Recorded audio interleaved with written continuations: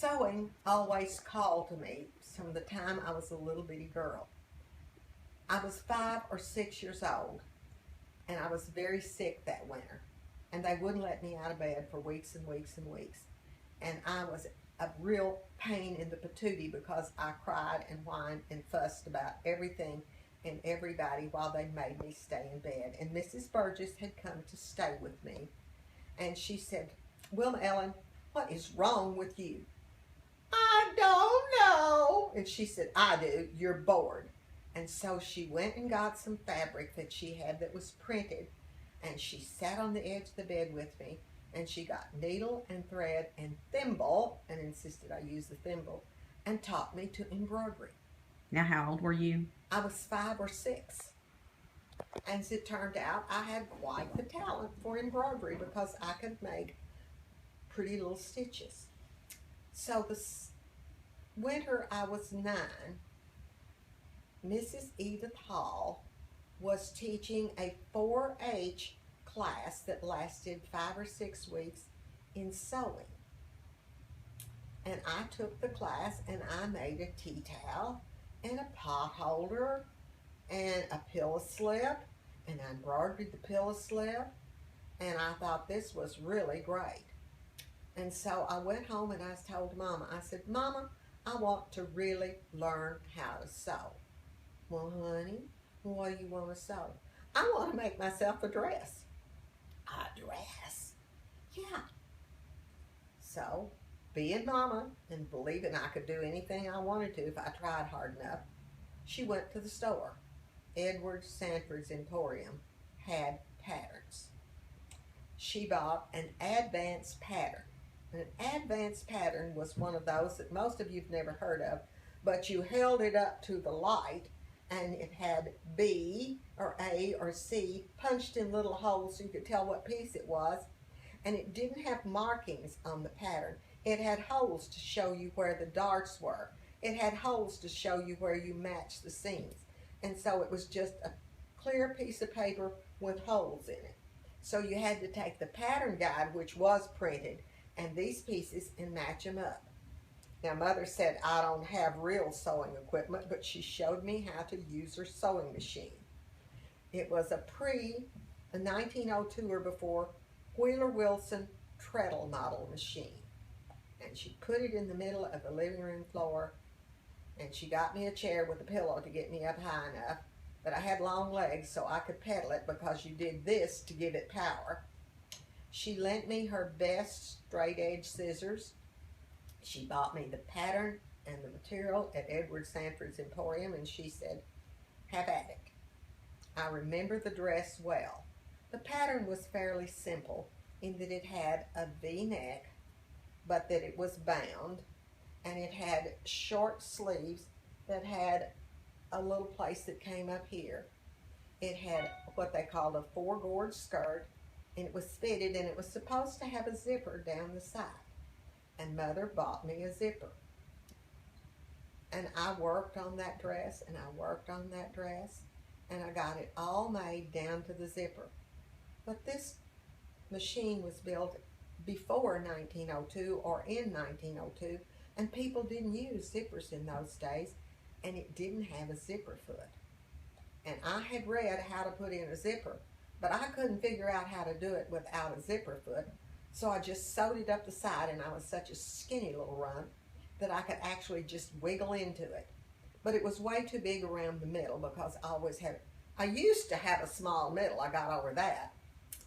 And then I made a long, straight tie. It was a belt out of the thin fabric, and I tied it around it, and I made a cute little knot and let the ends hang down, and I wore that dress to school, and I was so proud of it. So that was the beginning of my making clothes, and Mother was really, really impressed. She just couldn't believe I'd actually made a dress. So I started making dresses and blouses and skirts, and by the time I was 12, I was making all of my school clothes, and I will never forget the year that I started the high school. Mother said to Daddy, "The clothes she's had for grade school just aren't appropriate for high school. We got to get her some new clothes." And I said, "But Mama, I want to make my clothes." So So Daddy gave me either $25 or $30, which in those days was a huge amount of money. And Mother took me to Paducah Dry Goods, where I bought fabric to make my school clothes. The favorite thing I made was a dark green, they called them a jumper. You wore a blouse under it, but this one came down and kind of lapped over, and it had a wide band and a box pleated skirt, and I wore it all the way through high school, and it zipped up the back, and I still didn't have a zipper foot, but by this time I had figured out how to put a zipper in with an old-fashioned straight stitch foot. And I knew how to hem, and my grandmother saw my clothes I'd made, and she was so impressed that she started buying nice fabric for me at Marshall Fields in Chicago, and she would mail it to me, and I would make clothes out of it. And she was always anxious the day she came to see us. One of the first things she wanted to know was what I had made out of the fabric that she'd sent me from Marshall Fields. The year I was going to be 16, I had made all these pretty clothes for school. I had made a floor-length formal that had a band across here, and it had a horseshoe neck, and I had embroidered with sequins, kind of a handmade dragon across the top of it in gold and silver. And the dress itself was a beautiful turquoise. I had made a lined, they used to call them, I can't remember what they used to call them, car coats, I guess. Anyway, it was a short coat that came just below my waist, and I had made that out of a soft turquoisey blue and lined it. I had made myself a green suit that was lined with a green skirt that was lined. And one of the things I loved about being able to sew for myself is I always had kind of a big butt. I was 38 in the hips, 37 to 38 in the hips, even when I was very thin, but I only had a 23.5 or a 24-inch waist, and box skirts just didn't fit me. So I made a lined suit with a lined skirt, all of my school clothes.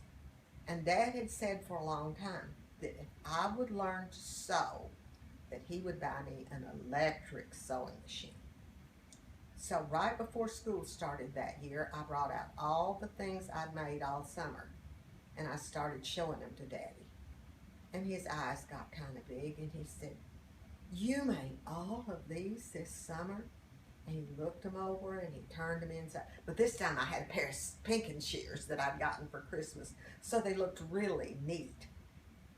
And he sat there and he looked at them for a while, and he said, "You can put them away now." And he hollered, "Flossie, guess you better get your bonnet on. We got to go to Paducah and buy this girl a sewing machine." So we went to Sears and Roebuck, which used to be out between Broadway and Kentucky at 17th Street, and they carried what was called a Kenmore sewing machine. And Daddy bought me a Kenmore sewing machine that went backwards as well as forward, and it had a buttonhole maker, and I thought I was the richest thing in the country because I could now make buttonholes on the machine instead of having to make them by hand. But I learned to make really good buttonholes much earlier because Dad had always said he was told that you could tell a lady by her bread and her buttonholes. And by the way, I made really good yeast bread. But I sewed on that for many years. I sewed on it until after Cindy was born and it needed to be worked on.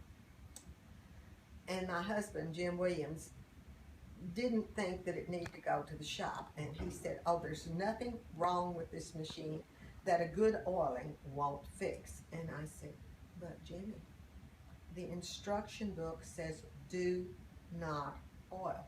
And it's in big letters." Huh. Every piece of equipment in the world needs oil. So he proceeded to sit down and oil it.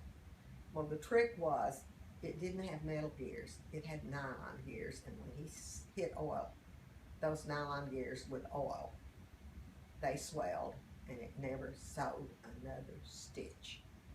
And he had to buy me a different machine, which is kind of a different story.